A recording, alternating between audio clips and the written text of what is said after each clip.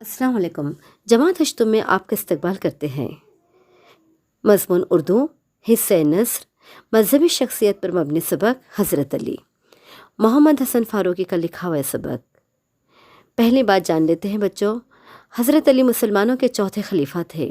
حضرت حضور صلی اللہ علیہ وسلم کی دعوت دین کو پہل قبول کرنے والوں میں ان کا شمار ہوتا ہے۔ ان کی سادہ زندگی، سخاوت، جرأت، انصاف اور علم و دانائی اسلامی تاریخ میں مشہور ہے۔ اس سبق میں حضرت علی کی زندگی کے بعض نہایت اہم پہلوؤں پر روشنی ڈالی گئی ہے۔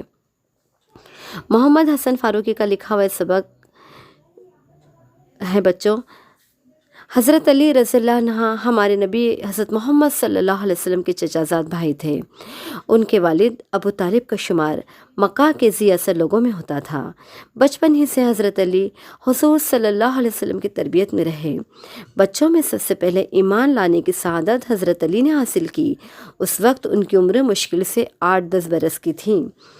ایک مرتبہ قریش مکہ نے حضرت محمد صلی اللہ علیہ وسلم کو رات کے وقت قتل کر دینے کی سازش کی۔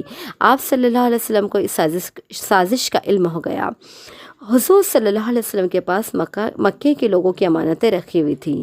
اس رات آپ صلی اللہ علیہ وسلم نے اپنے بستر پر حضرت علی سے سونے کے لیے کہا اور اللہ کے حکم سے مدینہ ہجرت فرمائی۔ آپ صلی اللہ علیہ وسلم نے جاتے وقت حضرت علی کو ہدایت کی کہ وہ مکہ والوں کو ان کی امانتیں لوٹا کر مدینے آ جائے۔ اس رات حضرت علی حضور صلی اللہ علیہ وسلم کے بستر پر بے خوف و خطر گہری نیند سو گئے۔ قریش مکہ نے جب آپ صلی اللہ علیہ وسلم کے بستر پر حضرت علی کو پایا تو انہیں سخت مایوسی ہوئی۔ وہ غصے میں واپس لوٹ گئے۔ بعد میں حضرت علی نے لوگوں کی امانتیں لوٹائی اور مدینہ ہجرت کی۔ ہجرت کے دوسرے سال اللہ کے رسول صلی اللہ علیہ وسلم نے اپنی بیٹی بی بی فاطمہ کا نکاح حضرت علی سے کر دیا۔ حضرت علی نے بچپن ہی میں لکھنا پڑھنا سیکھ لیا تھا۔ رسول اکرم صلی اللہ علیہ وسلم کی جانب سے جو خطوط روانہ کیے جاتے تھے انہیں اکثر حضرت علی لکھا کرتے تھے۔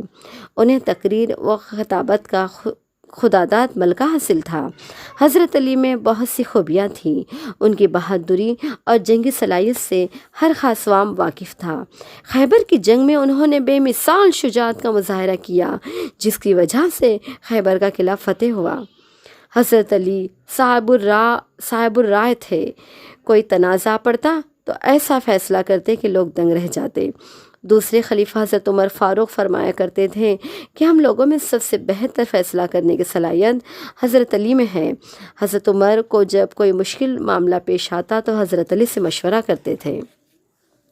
حضرت علی کی سب سے نمایاں خصوصیات ان کا استغنا اور دنیا سے بے رغبتی ہے۔ عیش و آرام کے تمام اسباب ان کے قدموں میں تھے۔ حکومت کے پورے اختیارات اور مال و دولت کے سارے وسائل انہیں حاصل تھے۔ لوگوں کی طرف سے تعظیم و تکریم میں کمی نہ تھی اور نہ کوئی ان کا محاسبہ کر سکتا تھا۔ پھر بھی وہ دنیا کے عیش و آرام اور تکلفات سے بالکل ہی بے نیاز رہے۔ ایک مرتبہ حضرت علی کی خدمت میں فالودہ پیش کیا گیا تو اس سے مخاطب ہوئے، تیری خوشبو اچھی ہے، رنگین حسین ہے، تو لذیذ ہے، مگر میں نہیں چاہتا کہ نفس کو ایسی چیز کا عادی بنا لو جس کا وہ اب تک عادی نہیں ہے۔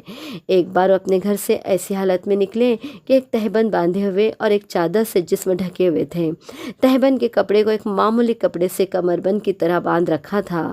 ان سے جب پوچھا گیا کہ اس لباس میں آپ کس طرح رہتے ہیں تو فرمایا، میں یہ لباس اس لیے پسند کرتا ہوں کہ نمائش سے بہت دور اور نماز میں آرام دہ ہے۔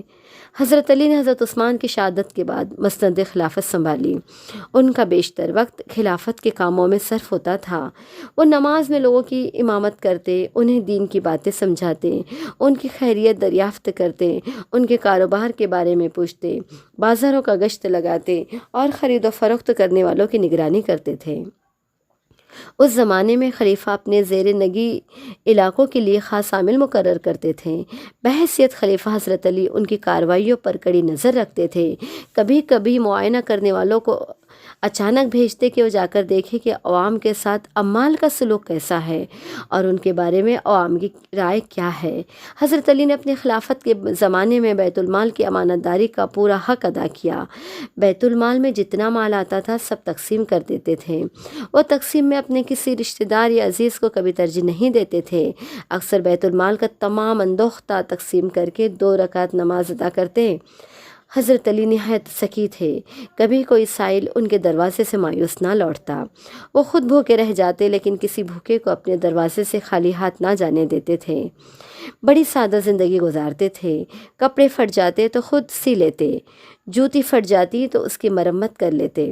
ان کے گھر میں کوئی خادمہ نہیں تھی، بی بی فاطمہ گھر کا سارا کام اپنے ہاتھوں سے انجام دیتی تھی۔ خلافت کے زمانے میں بھی حضرت علی کی سادگی میں کوئی فرق نہ آیا۔ مسلمانوں کا جلیل القدر خلیفہ ایک عام آدمی کی زندگی بسر کرتا تھا۔ حضرت علی کی احتیاط کا یہ عالم تھا کہ جب کوئی چیز خریدنی ہوتی تو بازار میں ایسے دکاندار کو تلاش کرتے جو انہیں پہچانتا نہ ہو اور اسی سے سودا لیتے تھے۔ انہیں بات پسند نہ تھی کہ کوئی دکاندار ان کے امیر المومنین ہونے کی وجہ سے سودے میں انہیں رعایت دے۔ ایک دفعہ کپڑا خریدنے نکلے، ان کا غلام کمبر ساتھ تھا۔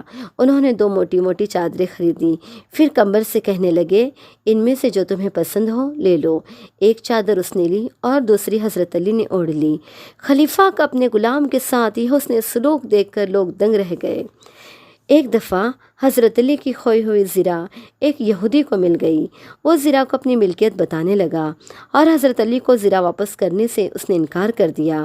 خلیفہ ہونے کے باوجود حضرت علی مدعی بن کر خود قاضی شریعت کی عدالت میں حاضر ہوئے اور اپنی گواہی میں اپنے فرزند حضرت حسن اور اپنے غلام کمبر کو پیش کیا۔ قاضی نے ان دونوں کی شہادت قبول کرنے سے انکار کر دیا اور کہا کہ بیٹے کی گواہی باپ کے لیے اور غلام کی گواہی آقا کے لیے ناقابل قبول ہے۔ خلیفہ وقت مقدمہ ہار گئے۔ اس بے مثال انصاف کا یہودی کے دل پر بہت اثر ہوا۔ اس کو اپنے کیے پر سخت شرمندگی ہوئی۔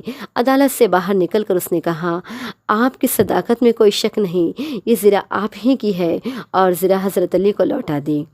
حضرت امیر معاویہ نے ایک بار حضرت علی کے ایک ساتھی زرار ازدی سے کہا کہ مجھ سے حضرت علی کے اوصاف بیان کرو۔ انہوں نے انتہائی جامع اندازی میں حضرت علی کی خوبیاں بیان کرتے ہوئے کہا، وہ بہت بلند حوصلہ اور نہایت قوی تھے، فیصلہ کن بات کہتے تھے، ان کے انصاف سے ہر کوئی مطمئن ہو جاتا، اور وہ علم کا سرچشمہ تھے، بہت زیادہ غور و فکر کرنے والے تھے، معمولی لباس اور سادہ کھانا پسند کرتے تھے۔ وہ ہم میں بالکل ہماری طرح رہتے تھے، اہل دین کی عزت کرتے اور غریبوں کو عزیز رکھتے تھے۔ یہ سن کر حضرت امیر معاویہ رو پڑے اور فرمایا، خدا کی قسم وہ ایسے ہی تھے۔ ایک دن حضرت علی فجر کی نماز کے لیے مسجد میں داخل ہو رہے تھے کہ ایک شکی القلب شخص عبد الرحمن بن ملجم نے زہر میں بوجھی ہوئی تلوار سے وار کر کے انہیں زخمی کر دیا۔ اس زخم سے حضرت علی جابر نہ ہو سکے اور 21 رمضان المبارک 40 ہجری کو 63 سال کی عمر میں انہوں نے شہادت پائی۔ تو بچوں، یہ ہے سبق حضرت علی کا۔ اس سبق کا مقصد ہوتا ہے کہ بچوں میں اثرات مرتب ہو اور ہمارے اسلاف، ہمارے بزرگان دین کی باتیں جاننا ایمان کی تازگی کو بڑھاتا ہے۔ پیارے بچوں، یہ سبق آپ نے سیکھے ہیں، مجھے یقین ہے کہ یہ سبق آپ کو بہت پسند آئے گا۔